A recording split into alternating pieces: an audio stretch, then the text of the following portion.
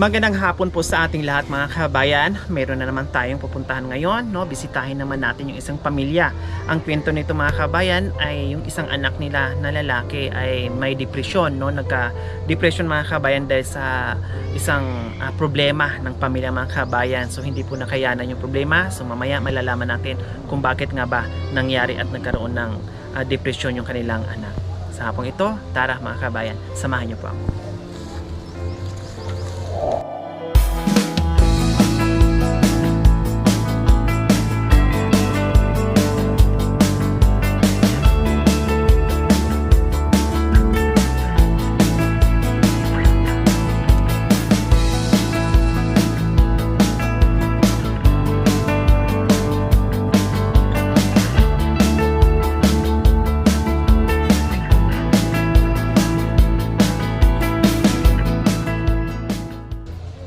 Ito po yung kanilang bahay. Tao po!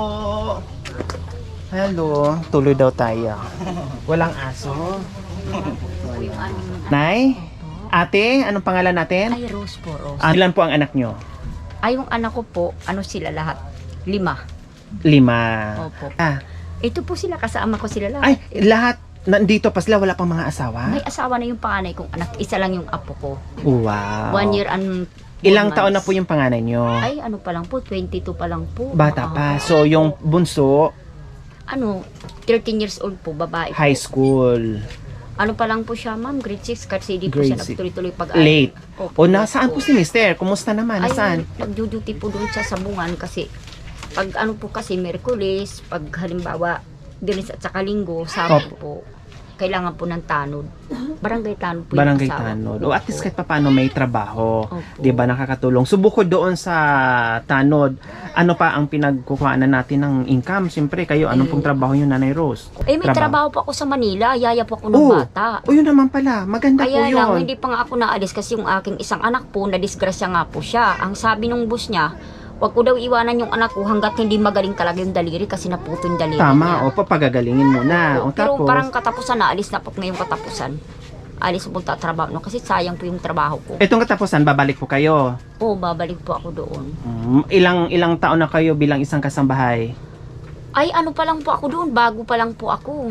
Kaya ano yung kapatid ko kasi dapat hindi ako pupunta ng Manila, pinilit ako ng kapatid ko. Pero ang sabi ng asawa ko, dapat nga dito na ako maglaba-laba, kung ano-ano. Dito, Sabi- para mas Oo, malapit at maalagaan yung mga yun na nga anak. po eh. Kaya lang, kung wala namang trabaho dito, yun wala na nga, kang choice. Napakahirap po dito. Diba? talaga. Eh, magkano ba sahod niyo po doon? 6,000 lang din po. Oo, Yaya okay na po po ng yun. bata, At least, opo. libre ka naman lahat doon at mapadala mo dito yung sweldo mo para sa mga anak nyo. Opo. Ito, yung katabi nyo, sino naman ito? Ay, anak ko po. Ay, anak nyo. Anong pangalan mo? Christian po. Christian Bautista. Yan po na-depress, 2 beses Oh. na po. Ano nangyari? Ba't na-depress? Dahil po nalilipasan ng gutom. Tapos pag problema kami na hindi na, ano, yung di nakakayanan niya. Siyempre pag pamilya minsan may problema ka. Sabi ko, ang problema anak, wag mong isipin ako na lang kasi ako ang ina. Ako ang magulang niyo. Wag mo ka akong isipin. Tama. Okay. Kanyang BP. Christian, hello, okay ka na ngayon? Opo, opo. Ha? Nagiinom ka na ng gamot. Ilang taong ka na, Christian? 20 po. 20. Bakit naman masyado mong iniinda yung problema sa araw-araw, Christian? Minsan po Ano? nag-aaway po sila nung stepfather ko po to si ma'am. Oh! Noon yun, sir. Tapos ngayon din. Hindi pa kami kasal. Ngayon kasal na kami. Okay. Nag-start. Mga ilang taon ka nun, Christian? 19 man, oh. So last year? Anak 8. Ano ka na? 18. 16 ka pa lang na-depress yung una. 16 ka pa lang sa kabila. Matagal na. Okay, so 16 years old ka pa lang nun. Tapos Na-depress. na ulit, ano siya sir, bali 21 po. 21. Opo. Yun ang diretsyo. Bakit na-depress kayo? Sinasaktan kayo? Pinapagutuman kayo? Hindi po, Inaaway iniisip kayo? ko po yung ano, yung mga problem po.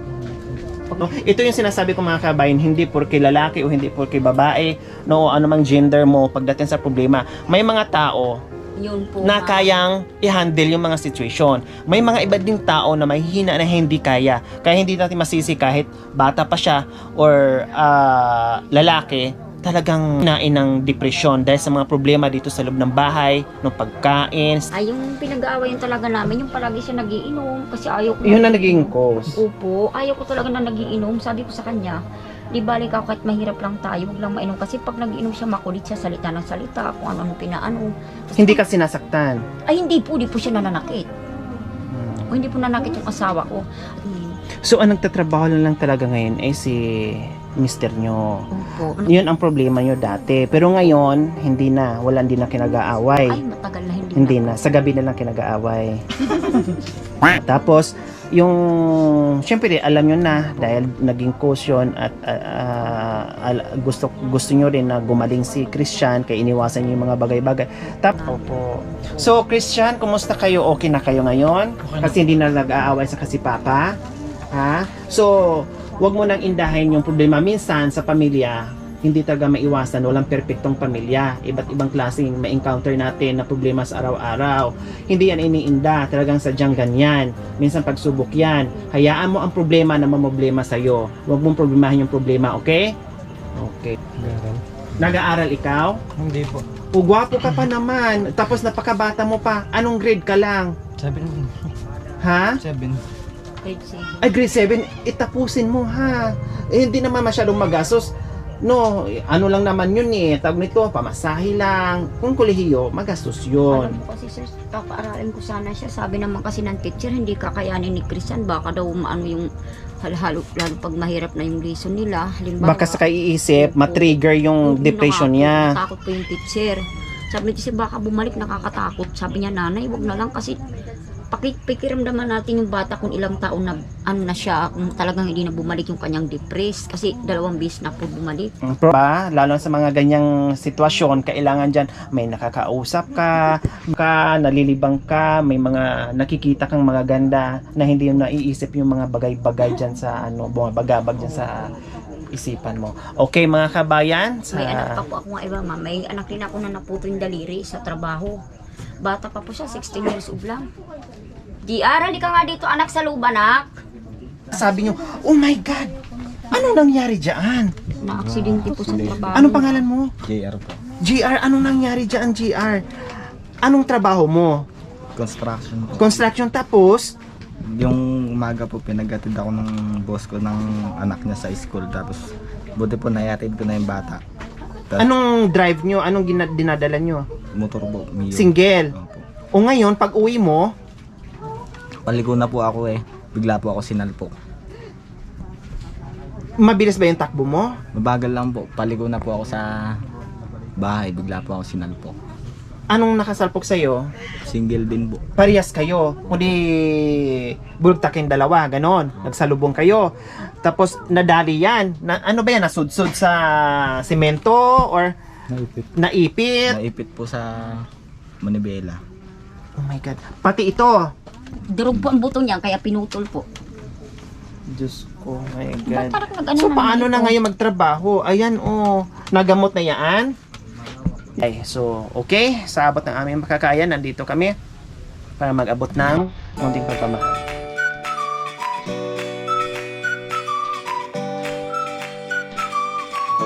Please, bisitahin, supportahan po natin J-Nice Vlog and Ginoong Gabaldon Vlog. Ginoong Gabaldon Vlog. Bakit ba tinawag na Ginoong Gabaldon Vlog? Kasi po taga Gabaldon ako, tapos naging Ginoong Gabaldon ako noong 2022. Last year. Oo.